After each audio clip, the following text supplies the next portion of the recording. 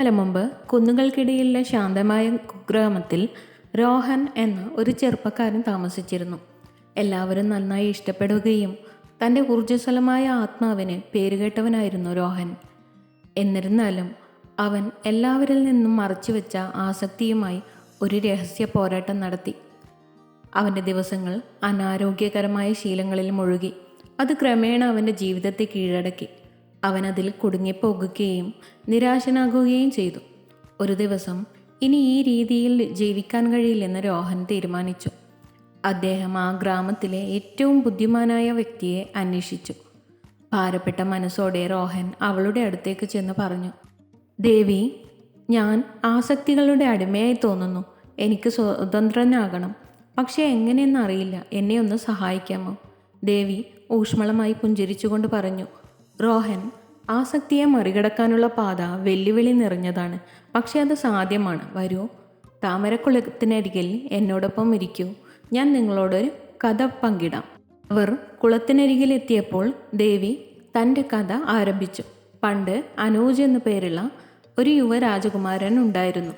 അവൻ്റെ രാജ്യം സമൃദ്ധമായിരുന്നു. എന്നിട്ടും അയാൾക്ക് ശൂന്യവും ആസക്തിയും അനുഭവപ്പെട്ടു. മാറ്റത്തിനായി നിരാശനായ അനൂജ് പർവ്വതങ്ങളിൽ താമസിക്കുന്ന ഒരു മുനിയുടെ മാർഗനിർദ്ദേശം തേടി. മുനി അനൂജിനെ സ്വാഗതം ചെയ്തുകൊണ്ട് പറഞ്ഞു, ഈ ചങ്ങലകളിൽ നിന്ന് സ്വയം മോചിതനാകാൻ നിങ്ങളുടെ ആഗ്രഹങ്ങളുടെ സ്വഭാവം മനസ്സിലാക്കുകയും അവയെ രൂപാന്തരപ്പെടുത്തുകയും ചെയ്യണം.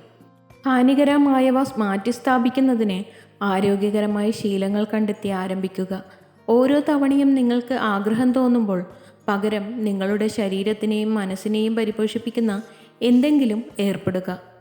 അനൂജ് മുനിയുടെ ഉപദേശം പിന്തുടരുകയും ധ്യാനവും ശാരീരിക വ്യായാമവും അഭ്യസിക്കുകയും ചെയ്തു. പ്രകൃതിയിൽ സമയം ചെലവഴിക്കുന്നതിൻ്റെയും ഹോബികൾ വളർത്തിയെടുക്കുന്നതിൻ്റെയും സന്തോഷം അവൻ കണ്ടെത്തി. പോസിറ്റീവ് പ്രവർത്തനങ്ങളും സ്വയം അവബോധവും കൊണ്ട് തൻ്റെ ജീവിതം നിറച്ചപ്പോൾ അവൻ്റെ ആസക്തികളുടെ പിടി പതുക്കെ ദുർബലമായി. ദേവി രോഹനെ നോക്കിക്കൊണ്ട് പറഞ്ഞു, അനൂജ് രാജകുമാരനെ പോലെ ആരോഗ്യകരമായ ശീലങ്ങൾ ഉപയോഗിച്ച് നിങ്ങളുടെ ആസക്തികളെ മറികടക്കാൻ കഴിയും. നിങ്ങളുടെ പ്രേരണകളെ പ്രേരിപ്പിക്കുന്നത് എന്താണെന്ന് തിരിച്ചറിഞ്ഞ് പ്രതികരിക്കാൻ ക്രിയാത്മകമായ വഴികൾ കണ്ടെത്തുക. യോഗ പോലുള്ള നിങ്ങളുടെ ആത്മാവിനെ ഉയർത്തുന്ന പ്രവർത്തനങ്ങളിൽ ഏർപ്പെടുക. കല അല്ലെങ്കിൽ മറ്റുള്ളവരെ സഹായിക്കുക. ഓരോ വാക്കും ഉൾക്കൊണ്ടുകൊണ്ട് രോഹൻ ശ്രദ്ധയോടെ കേട്ടു. എന്നാൽ ആസക്തി അമിതമായാലോ? ദേവിയുടെ കണ്ണുകൾ ജ്ഞാനം കൊണ്ട് തിളങ്ങി. ആസക്തികൾ തീവ്രമാകുമ്പോൾ നിങ്ങളുടെ ശക്തിയെക്കുറിച്ചും നിങ്ങൾ മാറാൻ ആഗ്രഹിക്കുന്ന കാരണങ്ങളെക്കുറിച്ചും സ്വയം ഓർമ്മിപ്പിക്കുക. നിങ്ങളുടെ യാത്രയെ പ്രോത്സാഹിപ്പിക്കുന്ന പിന്തുണയുള്ള ആളുകളുമായി നിങ്ങളെ വലയം ചെയ്യിപ്പിക്കുക. ഓർക്കുക രോഹൻ, ആസക്തിയിൽ നിന്ന് മോചനം നേടുന്നത് നിങ്ങളുടെ ജീവിതത്തെ രക്ഷിക്കുക മാത്രമല്ല, നിങ്ങളുടെ ജീവിതത്തെ തന്നെ പരിവർത്തനം ചെയ്യുകയാണ്. അതിൽ നിങ്ങൾ സമനിലയും ലക്ഷ്യവും കണ്ടെത്തുന്നു. രോഹൻ ദേവിയുടെ ഉപദേശം മനസ്സിലുറപ്പിച്ചു. അദ്ദേഹം ദിവസവും ധ്യാനം പരിശീലിക്കാൻ തുടങ്ങി.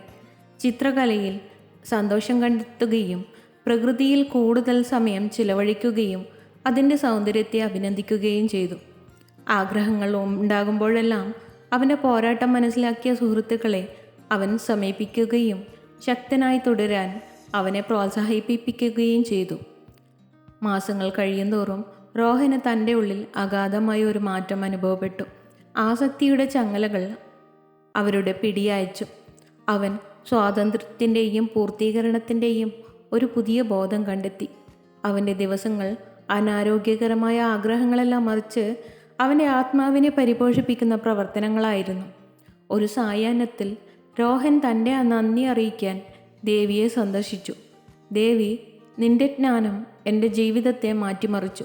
എനിക്ക് മുമ്പെന്നത്തെക്കാളും കൂടുതൽ സ്വാതന്ത്ര്യവും ജീവനും തോന്നുന്നു. ദേവി പുഞ്ചിരിച്ചുകൊണ്ട് പറഞ്ഞു, രോഹൻ, നിങ്ങളുടെ ആസക്തികളെ അതിജീവിക്കാനുള്ള കരുത്ത് നിങ്ങൾ കണ്ടെത്തിയിരിക്കുന്നു. നിങ്ങളുടെ മനസ്സിനെയും ശരീരത്തെയും പരിപോഷിപ്പിക്കുന്നത് തുടരുക. നിങ്ങൾ അഭിവൃദ്ധി പ്രാപിക്കും. ഓർക്കുക, യഥാർത്ഥ സ്വാതന്ത്ര്യം ഉള്ളിൽ നിന്നാണ്. നിങ്ങളുടെ ശീലങ്ങളെ രൂപാന്തരപ്പെടുത്തുന്നതിലൂടെ നിങ്ങളുടെ ജീവിതം നിങ്ങൾ വീണ്ടെടുത്തു കഴിഞ്ഞു. If you love to watch this video, you can like, share and subscribe.